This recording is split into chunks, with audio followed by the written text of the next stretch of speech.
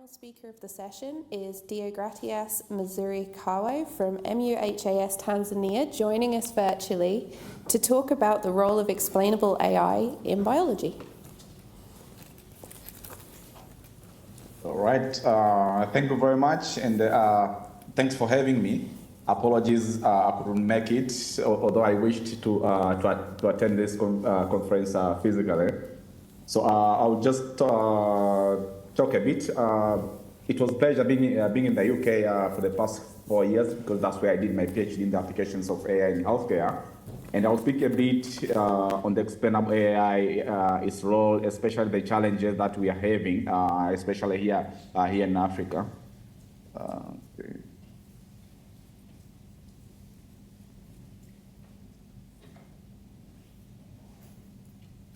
All right, so since I came back home 3-4 years ago, I've been trying to pioneer the importance of responsible AI, because we have very few universities that they are offering degrees in artificial intelligence. So most of the practitioners here actually learn about AI from online resources, where there is very little information on ethics, where AI can go wrong, because every time when you go online, you see how amazing, how great AI is.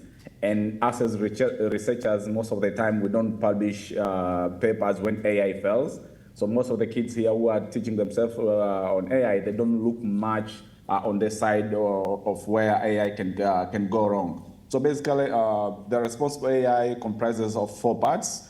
To underscore fairness, I think for quite some time we have been hearing some algorithm being biased, also transparency and explainability, especially in healthcare. When you go to see a doctor and you are diagnosed with a particular disease, I think you have the right to know why a doctor reached to that conclusion. But for quite some time, people have been calling AI black boxes, especially the deep learning algorithms. Yeah, and also privacy and security. How did you access the data? Just a very basic thing. 3 years ago, I received the data from a colleague who forgot to remove the patient's name and their social security number. She didn't know by that time on how much you can play with that data. So it's something which we really need to look into, especially when we want to create algorithms which are human-centered. So why do we need explainable AI? For a diagnosis, when something goes wrong, at least you can take the hospital or a doctor to the court. But what will you do if an AI algorithm goes wrong? Is it the developer of the algorithm, the person who collected data, or when a machine, maybe there's an accident at a factory, we actually know it's the fault of the machine. But when we come to AI, it's a bit challenging. So we have to make sure we develop this explainable AI. So this is an example of an algorithm which was trained to identify a train. But and it was a neural network. But when later on, we look back into the train model, the model was actually not looking at the train, but it was focusing on the railway tracks. So try to imagine you put this kind of model into a self-driving car. The car will stop forever, waiting for the tracks to move, thinking it is a train. So this is just a basic example on how explainable AI can really have a change. And also there are some failed AI projects. So I tried to collect some of the AI solutions that have been created by big tech companies. Luckily, due to the regulations in their respective countries, at least these algorithms were removed. This is Microsoft Tay. It was a chatbot created by Microsoft some years ago. Later on, they came to learn that the algorithm was biased towards men, and rejecting, and it was using abusive language against women. And this one is an Amazon recruiting tool. As we all know, the size of the Amazon company, to review all the applicants was a bit challenging. So they created an algorithm which was able to review these applications. But later on, they came to learn that the algorithm was giving favor to male applicants more than female. So at least it was removed and they stopped using it. And this happened in the UK. This is a football club in Scotland, and I was just checking their performance. I think they're in third tier, where they created the algorithm to track the football. But later on, they came to learn that the algorithm was focusing on the bald head of the referee, not on the football. So these are just some of the examples, Uber self-driving cars and this kind of thing. So this happened to the global north, where regulations are there. What will happen to developing countries like Africa, it will be a disaster. And in healthcare, that's someone's life. And the list goes up and up.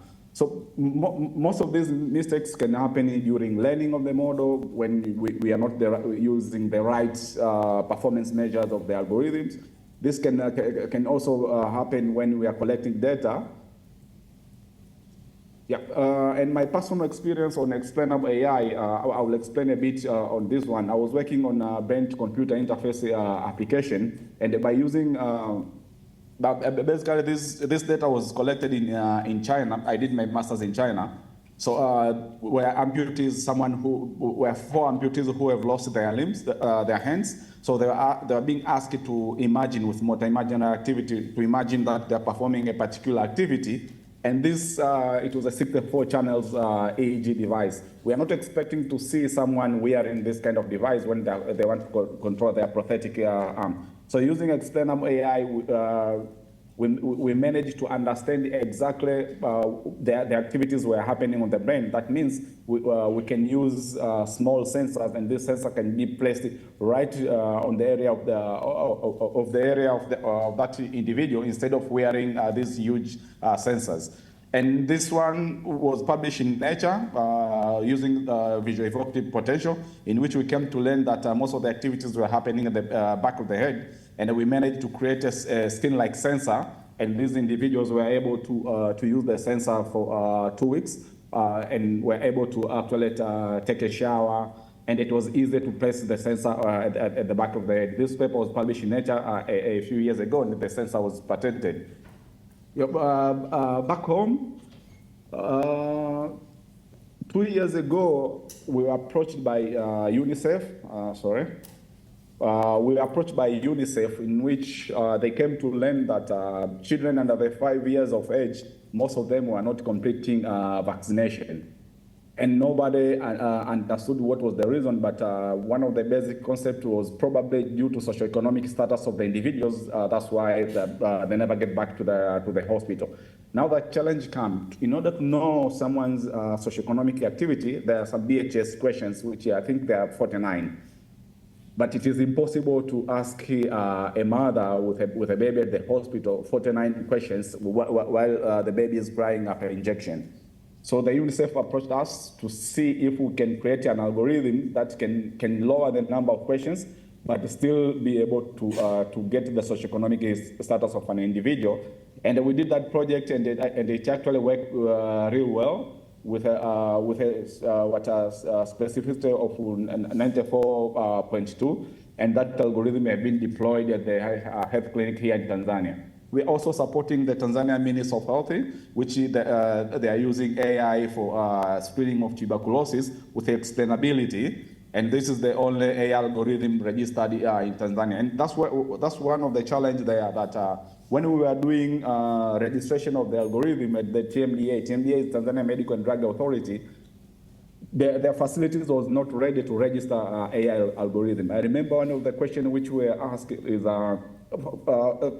software is being treated as a medical device. And one of the questions was, we are supposed to provide dimensions of the room in which this algorithm was created. But we all know that AI algorithms are being created in the computer. So you can actually see even the regulators themselves, they don't understand, they have very limited knowledge regarding AI. So it's still a challenge. And another challenge is on the data. So allow me to, in order to address the challenges that I mentioned, allow me to introduce you to ETH Lab, the lab which we managed to establish 2 years ago. We are calling it ETH, Emerging Technology for Health Research and Development Laboratory. where our main aim is to research and develop healthcare solutions. And this laboratory is under the university, and we are lucky that within the laboratory, we have some GPUs to train these AI algorithms. And one of the challenges that I mentioned earlier regarding data, now we are working closely with the hospitals to make sure that we collect good quality data from the hospitals.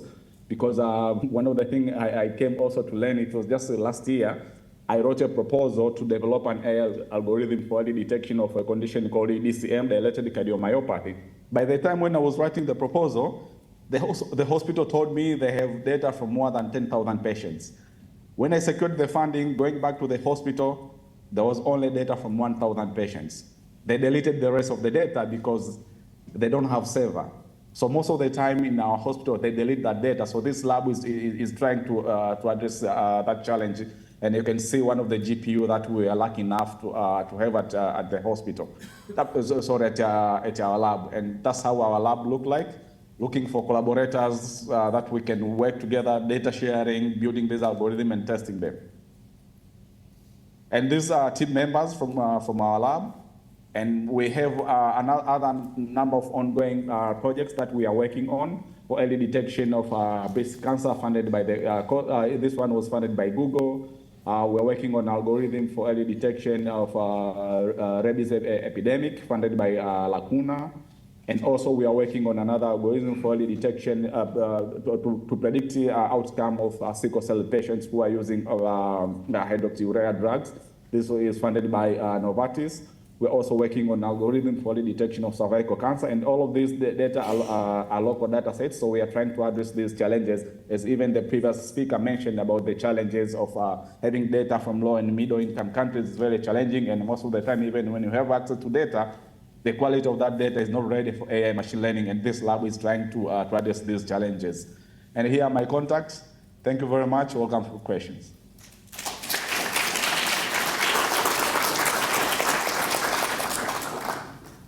Thank you very much. Do we have any questions in the room? John? No? Oh, microphone on its way down. We've got one question in the room just coming. Hi. When you talked about responsible AI, obviously getting all the criteria you want in, the convoluted deep learning model just doesn't seem possible. Are you saying for that level we need to do things like build explainability from the beginning, like from the bottom up in our networks, or is there a way of using deep learning architectures to get to our AI? I can say as long as we manage to make these algorithms explain themselves, like give the actual context, I think both ways. Like recently, I've been seeing people using large language models to even explain the result from the algorithm. So for me, I support any way, whether from the bottom or using heat maps or using natural language processing. So I support both.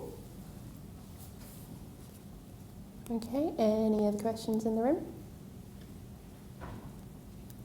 In which case, join me again to thank Deogratias. Thank you very much.